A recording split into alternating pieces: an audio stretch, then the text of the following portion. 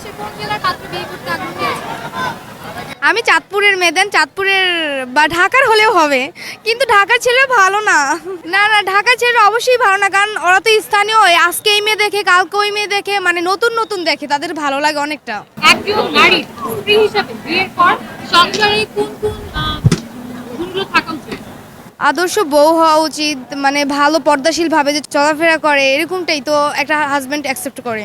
বিয়ে ব্যাপারটা আপনার কাছে কি মনে হয়, এই আগের সিস্টেম ভালো ছিল নাকি এখনকার মানুষ যেভাবে করছে বা এখনকার যে প্রসেসে চলছে এটা ভালো? এভাবে ইজিলি মানে পাওয়াটা অনেকটাই ভালো, ওভাবে দেখা শোনা অনেকটা লেট হয়ে যায় বিয়ে করতে করতে, অ্যাপসের মাধ্যমে করলে তো অনেকটাই ভালো হয়ে যায়।